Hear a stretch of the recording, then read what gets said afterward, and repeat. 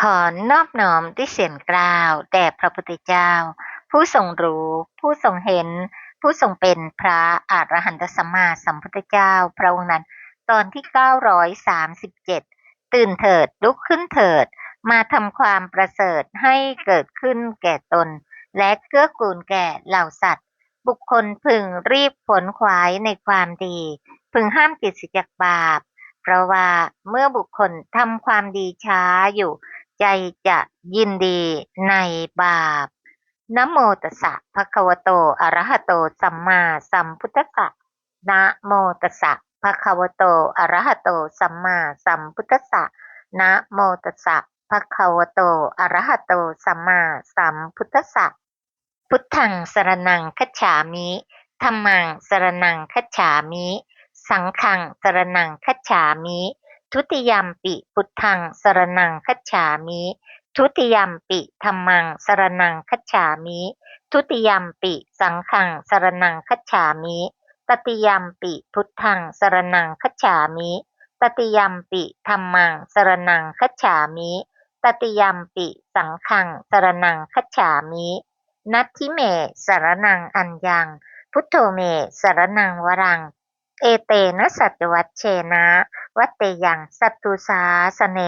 นัตถิเมสรณังอัญญังธัมโมเมสรณังวรังเอเตนะสัจวัชเชนะ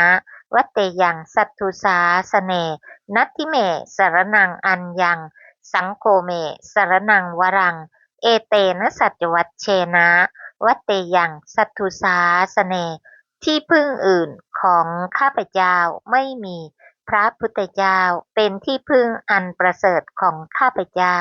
ด้วยการกล่าวคำสัตย์นี้ข้าพเจ้าพึงเจริญในพระศาสนาของพระศาสดาที่พึ่งอื่นของข้าพเจ้าไม่มีพระธรรมเป็นที่พึ่งอันประเสริฐของข้าพเจ้าด้วยการกล่าวคำสัตย์นี้ข้าพเจ้าพึงเจริญในพระศาสนาของพระศาสดาที่พึ่งอื่นของข้าพเจ้าไม่มีพระสงฆ์เป็นที่พึ่งอันประเสริฐของข้าพเจ้าด้วยการกล่าวคำสัตย์นี้ข้าพเจ้าพึงเจริญในพระศาสนาของพระศาสดาปานาติปาตาเวรมณีสิกขาปะทังสมาธิยามิ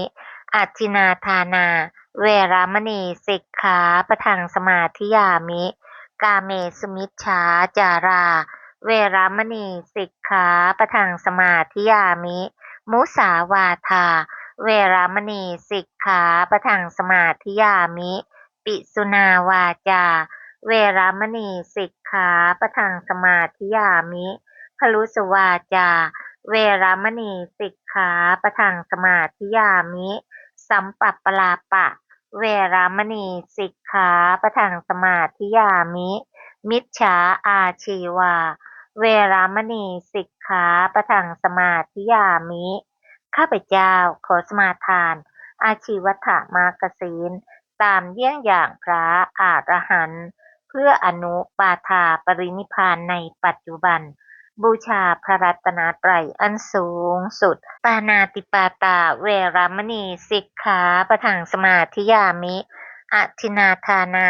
เวรมณีสิกขาปะทังสมาธิยามิอพรหมจริยาเวรมณีสิกขาปะทังสมาธิยามิมุสาวาทาเวรมณีสิกขาปะทังสมาธิยามิสุราเมรยะมัชฌะปมาทฐานาเวรมณีสิกขาปะทังสมาธิยามิวิกาลโภชนาเวรมณีสิกขาปะทังสมาธิยามินัจจคีตวาทิตวิสุกทัสสนาเวรมณีสิกขาปะทังสมาธิยามิมาลาคันทวิเลปนะธารณะมันดนะวิภูสนัฏฐานาเวรมณีสิกขาปะทังสมาธิยามิอุจจาสยนะมหาสยนาเวรมณีสิกขาปะทังสมาธิยามิชาตะรูปะรัชตะปฏิฆหนาเวรมณีสิกขาปะทังสมาธิยามิข้าพเจ้าขอสมาทานศีล10 ประการนี้ตามเยี่ยงอย่างพระอรหันต์ พื่ออนุปาทาปรินิพพานในปัจจุบันบูชาพระรัตนตรัยอันสูงสุดขอเจริญกุศลกรรมบท10งดเว้นจากอกุศลกรรมบท10เจริญบารมี10เจริญบุญญาเกิริยาวัตถุ10เจริญโพธิปักขิยธรรม37ประการอันประกอบด้วยสติปัฏฐานสี่สัมมาปัฏฐานสี่อิทธิบาทสี่อินทรีย์ห้าพละห้าโพชฌงค์7อริยมรรคมีองค์8เพื่ออนุปาทาปรินิพพานในปัจจุบันบูชาพระรัตนตรัยอันสูงสุดท่านผู้มีบุญมากทั้งหลายก็คงตื่นกันขึ้นมาแล้วนะคะด้วยความสุขกายสุขใจและปลอดภัยกันอยู่และได้ฟังเรื่องของท้าวสักกะกันไปบางส่วนแล้วนะคะว่าท้าวสักกะนั้นมีชื่อหลากหลายเหลือเกินแต่ชื่อเหล่านั้นเกิดจากคุณงามความดีต่างๆนะคะในแง่ที่ท่านได้ทำในขณะความเป็นมนุษย์ได้ให้ทานก่อนใครเขาจึงได้ชื่อว่าปุรินทัทะนะคะซึ่งปุระปุรินนั้นก็คือก่อนและในการให้ทานโดยความเคารพจึงได้ชื่อว่าท้าวสักกะได้ให้ที่พักอาศัยแก่ผู้อื่นจึงได้ชื่อว่าท้าววาสวะและผู้ที่เห็นอัฏฐะได้ในเวลาอันรวดเร็วเป็นพันจึงได้ชื่อว่าสหัสสักขะเป็นต้นค่ะขณะนี้เราศึกษามาจนถึงว่าตอนเป็นมนุษย์ชื่อมัคคามานพนั้นท้าวสักกะได้บำเพ็ญกุศลอะไรบ้างพระผู้มีพระภาคเจ้าตรัสว่ามหาลิกรรมนี้ท้าวสักกะทำไว้ในคราวเป็นมัคคามานพดังนี้แล้วอันมหาลิชวีใครจะทรงสดับข้อปฏิบัติของท้าวสักกะนั้นโดยพิสดารจึงทูลถามอีกว่ามัคคามานพปฏิบัติอย่างไรพระเจ้าค่ะจึงตรัสว่าถ้ากระนั้นจงฟังเถิดมหาลิดังนี้แล้วค่ะ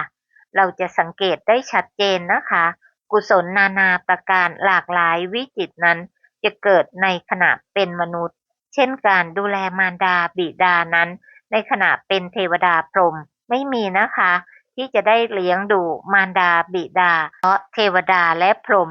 บังเกิดโดยเป็นโอปปาติกะผุดเกิดทันทีจึงไม่มีมารดาบิดาที่จะต้องเลี้ยงดูค่ะเราจึงได้โอกาสพิเศษนะคะในกลุ่มของเทวดาเวลาจะสิ้นบุญเขาก็จะบอกว่าขอให้เธอได้ไปเกิดในสุคตินะในที่นี้ก็คือไปเกิดในหมู่มนุษย์จะได้มีโอกาสบำเพ็ญบุญญากิริยาต่างๆหรือบารมีต่างๆเพื่อความพ้นภัยได้โดยง่ายค่ะนี้จึงเป็นสิ่งที่ว่าขณะนี้เราได้โอกาสนั้นแล้วแต่เราหลายท่านนั้นอาจจะไม่เห็นคุณค่าตรงนี้ซึ่งสิ่งเหล่านี้เพราะได้แล้วนั่นเองนะคะจึงไม่ค่อยจะเห็นคุณค่าค่ะในลำดับที่พระผู้มีพระภาคเจ้าทรงนำอดีตนิทานมาดังนี้คำว่านิทานในที่นี้คือเหตุเก่าในอดีตทั้งหลายนะคะในอดีตการมานพชื่อว่ามัคคะในอาจารคามในแคว้นมคธไปสู่สถานที่ทำงานในบ้านคุยฝุ่นด้วยปลายเท้าในที่แห่งตนยืนแล้วได้ทำให้เป็นรัมณียสถานคือที่น่ายินดีนะคะที่น่าเจริญใจนั่นเองแล้วพักอยู่อีกคนหนึ่งเอาแขนผลักเขานำออกจากที่นั้นแล้วได้พักอยู่ในที่นั้นเสียเองคือเมื่อคุยฝุ่นออกไปแล้วนะคะก็เข้าไปนั่งอาศัยแต่ปรากฏว่าเมื่อมีคนมาเขาก็ผลักท่านออกไปเขาก็ไม่โกรธต่อคนนั้นได้กระทำที่อื่นให้เป็นที่รัมณียสถานแล้วพักอยู่คนอื่นก็เอาแขนผลักเขานำออกจากที่นั้นแล้วได้พักอยู่ในที่นั้นเสียเองเขาไม่โกรธแม้ต่อคนนั้นได้กระทำที่อื่นให้เป็นรัมณียสถานแล้วก็พักอยู่นี่คือคุณลักษณะของท้าวสักกะนะคะมีเวยาวัจจะแล้วที่สำคัญคือใครจะทำอะไรให้กับตนที่เป็นเหตุแห่งความไม่สบายใจท่านจะไม่มีการโกรธเลยนะคะทั้งที่ตรงนั้นท่านได้ทำให้สะอาดดูแลให้สะอาดด้วยตนเองแต่เมื่อคนอื่นมาเห็นว่าที่นั้นน่าอยู่น่าอาศัยก็เข้ามาอยู่แทนผลักท่านออกไปท่านก็ไม่โกรธค่ะ บุรุษทั้งหลายที่ออกไปแล้วจากเรือนก็เอาแขนผลักเขานำออกจากสถานที่ที่เขาชำระแล้วด้วยประการฉนี้เขาคิดเสียว่า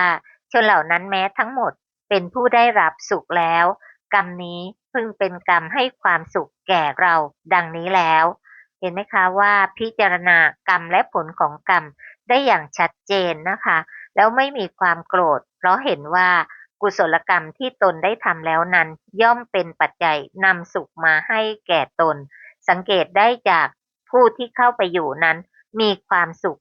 จากสถานที่ที่ท่านได้ให้นั้นเองนะคะวันรุ่งขึ้นได้ถือเอาจอบไปทำที่เท่ามณฑลแห่งลานให้เป็นรมณียสถานแล้วปวงชนได้ไปพักอยู่ในที่นั้นแลครั้นในฤดูหนาวเขาได้ก่อไฟให้คนเหล่านั้นในฤดูร้อนได้ให้น้ำต่อมาเขาคิดว่าชื่อรมณียสถานเป็นที่รักของคนทั้งปวงชื่อว่าไม่เป็นที่รักของใครๆไม่มีจำเดิมแต่นี้ไปเราควรเที่ยวทำหนทางให้ราบเรียบดังนี้แล้วจึงออกไปจากบ้านแต่เช้าตรู่ทำหนทางให้ราบเรียบเที่ยวตัดรานกิ่งไม้ที่ควรตัดรานเสียซึ่งจากตอนแรกๆนะคะคุ้ยเขี่ยดินแค่พอที่นั่งที่อาศัยของตนแต่เมื่อเห็นคุณค่าว่าสถานที่ที่ราบเรียบนะคะที่สะอาดสะอ้านนั้นเป็นที่พึงพอใจของบุคคลอื่นก็เริ่มทำให้กว้างขวางออกไปแล้วก็นอกจากนั้นนะคะยังให้ส่วนอื่นที่ให้เหมาะกับอุตุเช่นเวลาหน้าหนาวก็ก่อกองไฟให้อุตุชรูปอันประณีตด้วยหน้าร้อนก็ได้ให้น้ำดื่มที่สะอาดหรือน้ำอาบน้ำล้างเท้านะคะจึงได้ชื่อว่าเป็นผู้ให้ทั้งอะไรคะสถานที่คือเสนาสนะและเกื้อกูลด้วยอุตุชรูปต่างๆเป็นความอบอุ่นความเย็นนี้คือการให้ที่สมบูรณ์แบบที่สุดนะคะไม่ใช่ให้สถานที่แล้วไม่ได้ดูแลในเรื่องอื่นๆเลยท่านนั้นได้ดูแลเป็นประจำด้วยค่ะนะคะไม่ใช่ว่าสร้างเสร็จก็ไปนะคะซึ่งส่วนใหญ่แล้วเสนาสนะที่ให้นั้นเราต้องดูแลในเรื่องอื่นๆในเรื่องของปัจจัยสี่ต่างๆด้วยนะคะจะเรียกว่าให้เสนาสนะที่บริบูรณ์พร้อมภายหลังบุรุษอีกคนหนึ่งเห็นเขาแล้วกล่าวว่าทำอะไรเล่าเพื่อนมักคะฉันทำหนทางเป็นที่ไปสวรรค์ของฉันละสิเพื่อนเห็นไหมคะว่าเขารู้จักกุศลว่าเป็นเหตุแห่งการไปสู่สุขติและสุขติที่เขากล่าวถึงนั้นคือสวรรค์ซึ่งนั้นเป็นเรื่องที่ว่าในยุคนั้นเนี่ยแม้ไม่มีพระพุทธศาสนาแต่เขารู้ว่าบุญญากิริยาวัตถุ10เหล่านี้เป็นเหตุแห่งการไปสวรรค์ได้ด้วยนะคะบุรุษถ้ากระนั้นแม้ฉันก็จะเป็นเพื่อนของท่านมัคคะจงเป็นเถอะเพื่อนธรรมดาสวรรค์ย่อมเป็นที่รักที่ชอบใจของชนเป็นอันมากตั้งแต่นั้นมาก็ได้เป็น2 คนด้วยกันแม้ชายอื่นอีกเห็นเขาทั้งสองแล้วถามเหมือนอย่างนั้นแลพอทราบแล้วก็เป็นสหายของคนทั้งสองแม้คนอื่นๆอีกก็ได้ทำอย่างนั้นรวมคนทั้งหมดจึงเป็น33 คนด้วยประการฉนี้บุคคลผู้เป็นผู้นำในการทำความดีย่อมมีปัญญาอย่างยิ่งนะคะจึงสามารถที่จะชักชวนบุคคลอื่นให้เข้าถึงความสามัคคีแห่งหมู่นะคะซึ่งจาก1เป็น2จาก2ในที่สุดก็เป็น33 คนด้วยกันจึงเป็นเหตุแห่งบุญที่ประกอบด้วยความสามัคคีแห่งหมู่และเห็นไปในทิศทางเดียวกันมีสัมมาทิฏฐิเสมอกันมีศีลเสมอกันกุศลเหล่านี้จึงสำเร็จลงได้ด้วยดีค่ะชนเหล่านั้นแม้ทั้งหมดมีมือถือวัตถุมีจอบเป็นต้นกระทำหนทางให้ราบเรียบไปถึงที่ประมาณ1โยชน์และ2โยชน์ก็คูณ16กิโลเข้าไปนะคะต่อ1โยชน์ซึ่งแน่นอนค่ะเวลาเราทำกุศลนั้นเนี่ยไม่ได้หมายความว่าจะต้องเป็นที่ชื่นชมยินดีของบุคคลอื่นนะคะบุคคลที่เป็นมิจฉาทิฏฐินั้นเนี่ยเขาไม่ยินดีหรอกนะคะในความดี ฉะนั้นจึงมีเหตุการณ์ดังนี้ว่าในบ้านเห็นชายเหล่านั้นแล้วคิดว่ามนุษย์เหล่านี้ประกอบแล้วในฐานะที่ไม่ควรประกอบแม้ถ้าชนเหล่านี้พึงนำวัตถุทั้งหลายมีปลาและเนื้อเป็นต้นมาจากป่าหรือทำสุราแล้วดื่มหรือทำกรรมเช่นนั้นอย่างอื่นเราพึงได้ส่วนอะไรอะไรบ้างลำดับนั้นนายบ้านจึงให้เรียกพวกนั้นมาถามว่าพวกแกเที่ยวทำอะไรกันชนเหล่านั้นทำทางสวรรค์ขอรับนายบ้านธรรมดาผู้อยู่ครองเรือนทั้งหลายจะทำอย่างนั้นไม่ควรนำวัตถุทั้งหลายมีปลาและเนื้อเป็นต้นมาจากป่าควรทำสุราแล้วดื่มและควรทำการงานทั้งหลายมีประการต่างๆเห็นไหมครับปาปมิตรไม่เคยเห็นสิ่งที่ควรทำว่าเป็นสิ่งที่ควรทำแต่กลับเห็นอกุศลกรรมต่างๆเนื่องด้วยกายนะคะเช่นฆ่าสัตว์ดื่มสุราเหล่านี้เขากลับเห็นว่าเป็นสิ่งที่ควรทำสำหรับคฤหัสถ์เหตุนะคะที่ว่ามัคคมานพนั้นเป็นผู้มีปัญญาและสหายของเขาเหล่านั้นเชื่อในความดีงามของเขานะคะจึงเป็นการกระทำกุศลอย่างต่อเนื่องนะคะไม่สนใจค่ะเราจึงเห็นได้ชัดนะคะว่ากัลยาณมิตรนั้นเป็นทั้งหมดของพรหมจรรย์ซึ่งนำมาซึ่งความสุขแม้ขณะทำอยู่และหลังจากนั้นก็ย่อมตามให้ผลหาประมาณไม่ได้นะคะชนเหล่านั้นคัดค้านคำของนายบ้านนั้นเสียแม้ถูกเขาว่ากล่าวซ้ำๆอยู่ก็คงคัดค้านร่ำไปเขาโกรธแล้วคิดว่าเราจะให้พวกมันชิบหายจึงไปยังสำนักของพระราชากราบทูลว่าข้าพระองค์เห็นพวกโจรเที่ยวไปด้วยการคุมกันเป็นพวกพระเจ้าค่ะเมื่อพระราชาตรัสว่าเธอจงไปจงจับพวกมันแล้วนำมาได้ทำตามรับสั่งแล้วแสดงแก่พระราชาพระราชามิทันได้ทรงพิจารณาทรงบังคับว่าพวกท่านจงให้ช้างเหยียบการไม่ได้พิจารณาเป็นโทษใหญ่จริงๆนะคะเป็นเหตุแห่งบาปอกุศลนานาประการซึ่งสิ่งเหล่านี้เราก็คงจำได้ในเรื่องของพราหมณ์ที่ได้ฟังพระธรรมตั้งแต่ตอนเย็นจนถึงรุ่งเช้าที่พระเชตวันเมื่อออกมาก็ถูกทหารจับไปฆ่าซึ่งพระองค์ก็ตรัสว่าในอดีตตอนเป็นพระราชานั้นไม่ได้พิจารณาอย่างถูกต้องชัดเจนทุกอย่างจึงเป็นสิ่งที่สมควรแก่เหตุทั้งสิ้นซึ่งในขณะนั้นนะคะก็มีการกล่าวกันว่าเขาเป็นคนดีมาฟังธรรมแล้วทำไมจึงเกิดอย่างนั้นนะคะเพราะเรานั้นไม่รู้เบื้องหลังแห่งเหตุปัจจัยต่างๆนั่นเองบางครั้งแม้ตัวเราเองก็ยังคิดว่าในอกุศลวิบากจึงเกิดแต่กับเราอยู่เรื่อยเลยนะคะสิ่งเหล่านี้ถ้าเราย้อนดูอดีตของเราได้เราก็คงจะไม่กล้าลำพึงรำพันเช่นนั้นเพราะเราอาจจะคิดว่านี้เป็นแค่เล็กน้อยเป็นแค่เศษแห่งกรรมเท่านั้นเองส่วนที่ได้รับที่เป็นของจริงนั้นได้ผ่านไปแล้วซึ่งน่ากลัวน่าสยดสยองใจค่ะกรรมแม้เล็กน้อยจึงไม่ควรกระทำความประมาทความไม่ได้พิจารณาก่อนกระทำกรรมใดๆลงไปเป็นเหตุนำทุกข์มาให้อย่างยิ่งนะคะมัคคามานพได้ให้โอวาทแก่ชนที่เหลือทั้งหลายว่าสหายทั้งหลายเว้นเมตตาเสียที่พึ่งอย่างอื่นของพวกเราไม่มีท่านทั้งหลายไม่ต้องทำความโกรธในใครๆจงเป็นผู้มีจิตเสมอเทียวด้วยเมตตาจิตในพระราชาในนายบ้านในช้างที่จะเหยียบและในคนชนเหล่านั้นก็ได้ทำอย่างนั้น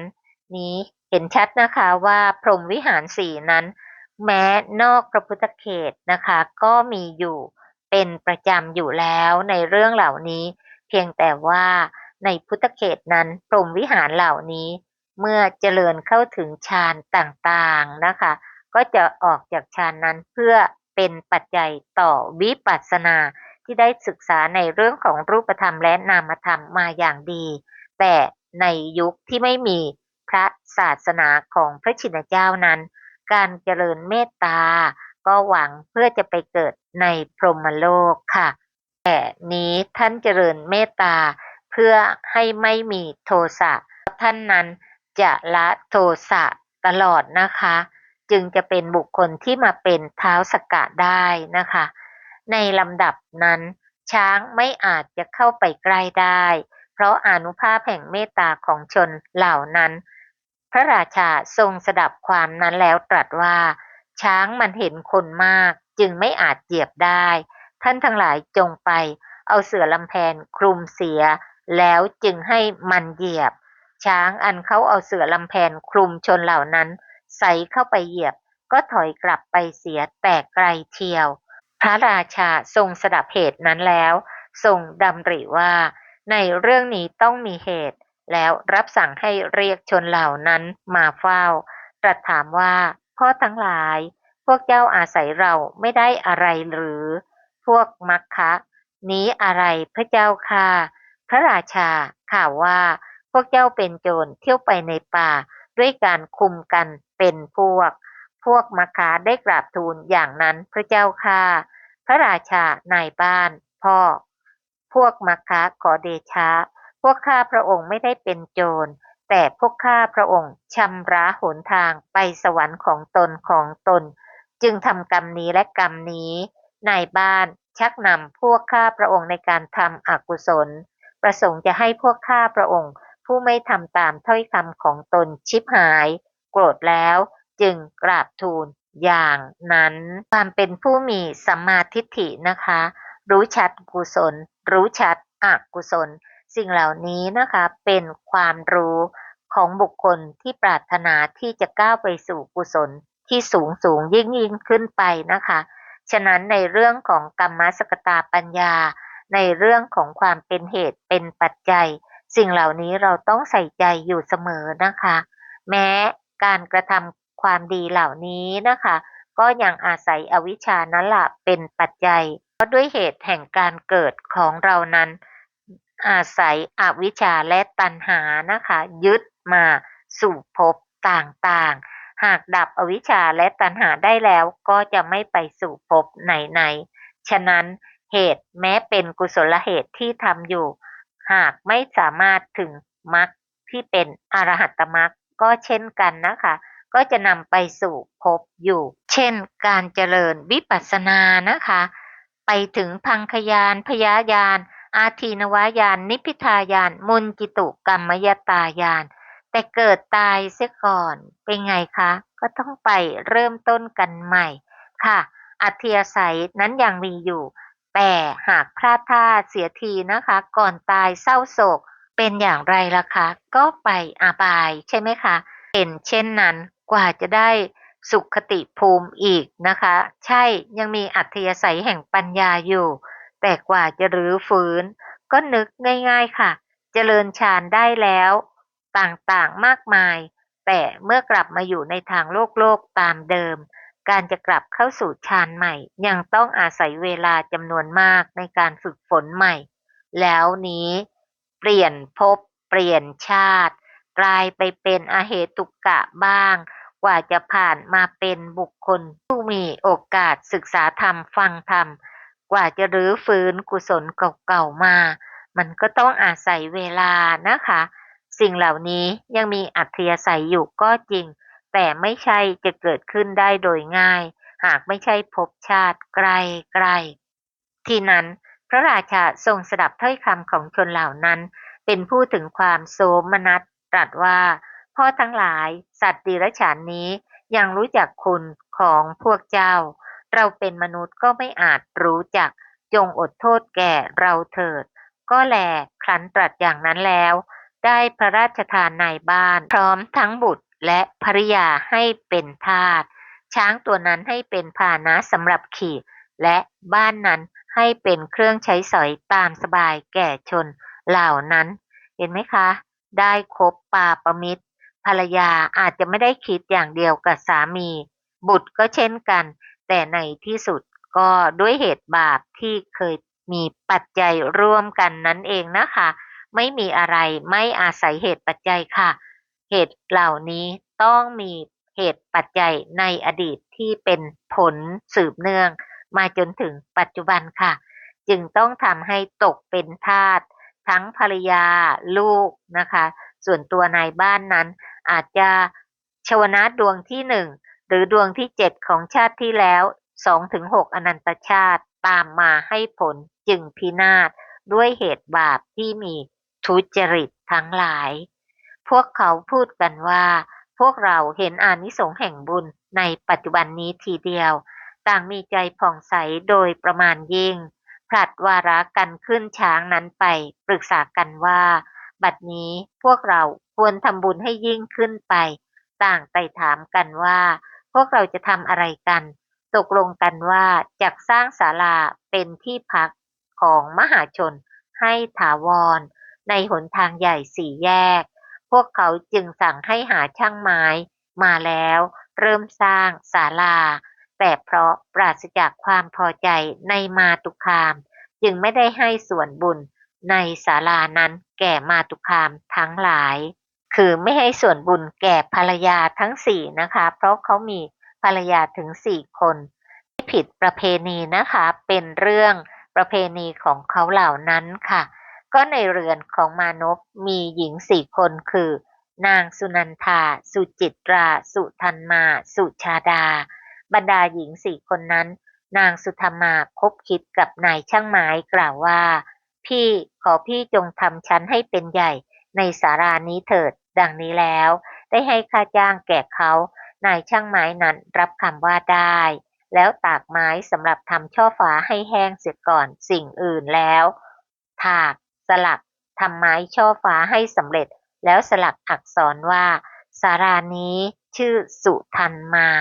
ดังนี้แล้วเอาผ้าพันเก็บไว้นางสุธรรมาได้ร่วมกุศลสร้างศาลาด้วยครั้นช่างไม้สร้างศาลาเสร็จแล้วในวันยกช่อฟ้าจึงกล่าวกับชน33 คนนั้นว่า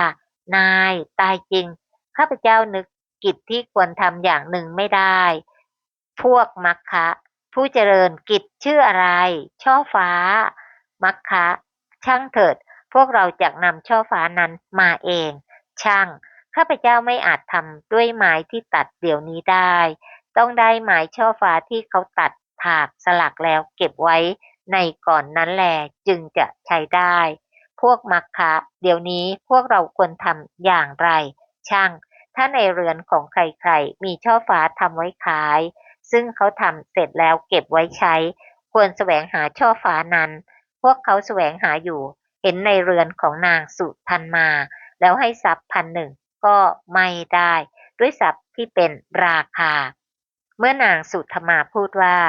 ถ้าพวกท่านทำฉันให้มีส่วนบุญในศาลาด้วยไสฉันจักให้ตอบว่าพวกข้าพเจ้าไม่ให้ส่วนบุญแก่พวกมาตุคามลำดับนั้นช่างไม้กล่าวกับพวกเหล่านั้นว่านายพวกท่านพูดอะไรเว้นพรหมโลกเสียสถานที่อื่นชื่อว่าเป็นที่เว้นมาตุคามย่อมไม่มีพวกท่านจงรับเอาช่อฟ้าเถิดเมื่อเป็นเช่นนั้นการงานของพวกเราก็จักถึงความสำเร็จพวกเขารับว่าดีละแล้วรับเอาช่อฟ้าสร้างศาลาให้สำเร็จแล้วแบ่งเป็น3 ส่วนคือในส่วนหนึ่งสร้างเป็นที่สำหรับอยู่ของพวกอิสระชนส่วนหนึ่งสำหรับคนเข็นใจส่วนหนึ่งสำหรับคนไข้ก็มีครบเลยนะคะการให้เสนาสนะแด่สงฆ์จากจตุรทิศนั้นมีค่ามากใช่ไหมคะแต่ก็ยังน้อยกว่าอะไรคะการถึงสรณคมค่ะฉะนั้นเราทั้งหลายผู้ที่ได้โอกาสอันประเสริฐมาเกิดแล้วในศาสนาของพระชินเจ้าก็ควรจะเข้าถึงสรณคมบ่อยๆนะคะ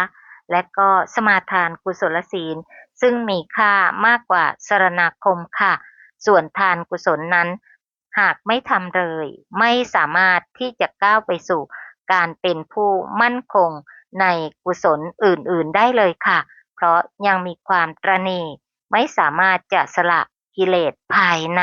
อันเป็นไปด้วยราคะที่มีต่อวัตถุทานค่ะ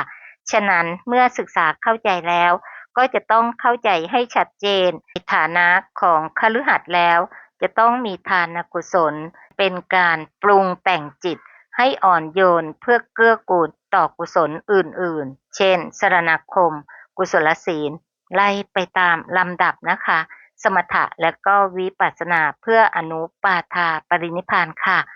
ข้าพเจ้าทั้งหลายเป็นผู้มีสรณะ เป็นผู้มีศีล มีการศึกษาและปฏิบัติธรรมเพื่ออนุปาทาปรินิพพานในปัจจุบัน